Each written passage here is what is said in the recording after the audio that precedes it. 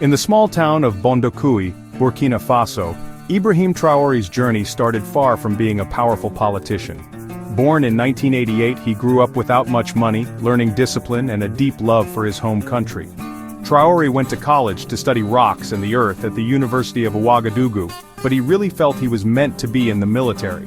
In 2009, he joined the army. He quickly moved up the ranks and trained in other countries like Morocco.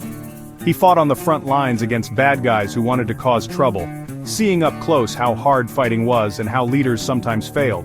He was part of a special team called Cobra, and went on very dangerous missions.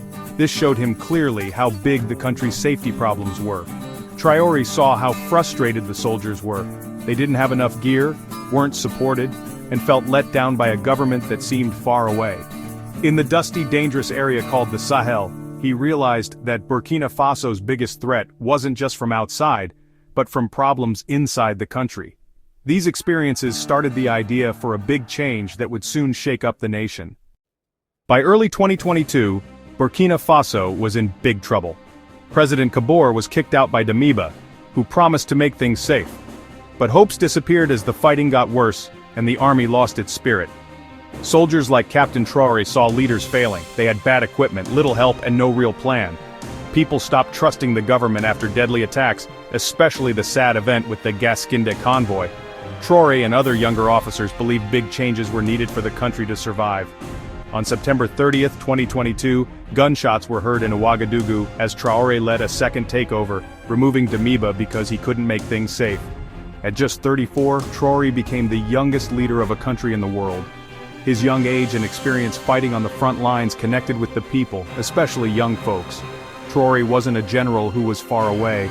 He was one of them, stepping up to lead. The country looked to him for hope and strong action. As president, Traoré strongly supported the country being in charge of itself and taking care of its own needs. He asked French soldiers to leave, showing that the country was moving away from its past ties to France and standing up for its own pride. Traoré started a huge effort to get more people to join the army, and he gave power to local towns through the volunteers for the defense of the homeland. He made new friends with Russia, Mali and Niger, forming the Alliance of Sahel States to deal with problems in the region. Traoré's plan went beyond just safety. He pushed for the country to be able to support itself, grow its own food, and get better deals for mining. His speeches, given while wearing army clothes, called for respect, being together, and African pride. The army of Burkina Faso, made stronger with new soldiers and gear, took back land from the bad guys. Families who had to leave their homes started coming back, and people felt more hopeful. Traoré's leadership started a movement where people felt more aware of their country and more powerful. Burkina Faso was starting a new, independent path.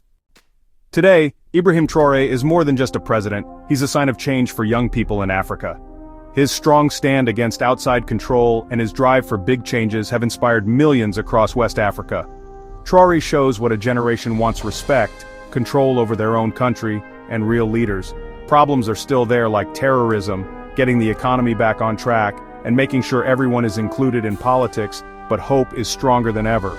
Some people question his friends and how he treats people, but most people in Burkina Faso see a leader who is fighting for them. His picture is all over the streets, and people compare him to Thomas Sankara, Burkina Faso's famous revolutionary.